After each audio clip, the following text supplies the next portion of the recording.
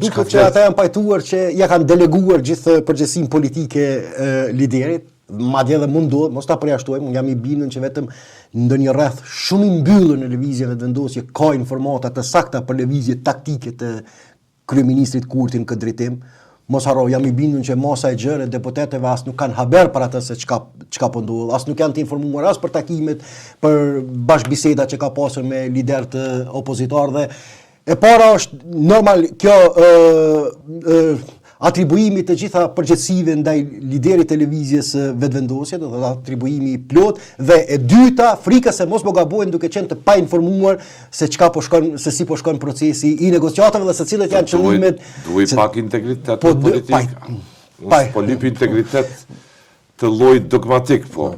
Një prag integriteti të duaj të përfaqësoj. Absolutisht, unë pajtohem këtë drejtim mirë, po kjo flet për gjendjen e mjerueshme të subjekteve tona politike.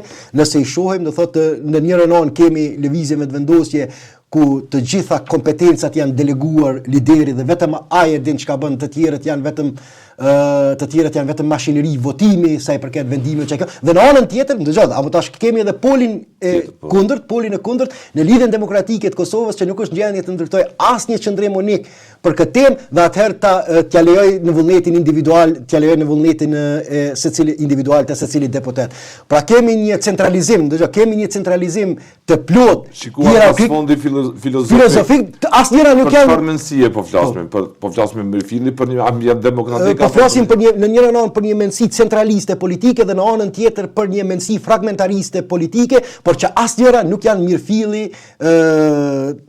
mirëfilli që funksionojnë sipas parimeve normale demokratike ku vendimet mirën në mënyrë kolektive. Pra në njërin anë bëni çka doni, që është çështja është arbitrare te secilit deputet dhe në anën tjetër kemi pashtu një çështje arbitrare e cila manifestohet vetëm nëpërmjet liderit të partisë, ndërkohë pjesa tjetër e subjektit janë veç mashinerinë votuese e vullnetit të tij.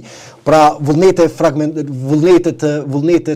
fragmentarizuar në një anë dhe mungesë vullneti në anën tjetër, ku ekziston veç një vullnet i madh politik dhe gjithë aktorët do ta definonim filozofët e lashtë, mendimtarët e vjetër këtë gjendje. Është çështje e para është çështje centraliste, e dyta është çështje kaotike në një farë mënyre. Do sepse në njërin anë dominon kaosi, ku askush nuk e din se për çka qëndron politikisht, në anën tjetër po ashtu, as mashineria e gjerë, as mashineria e lëvizjes vendosje nuk e din se çka qëndrojnë politikisht, por ata e dinë që qëndrojnë vetëm. Po ata e dinë vetëm që qëndrojnë pas liderit dhe se lojaliteti ndaj tij më shumë se ndaj çdo standardi tjetër është i mjaftueshëm për veprimtari politike.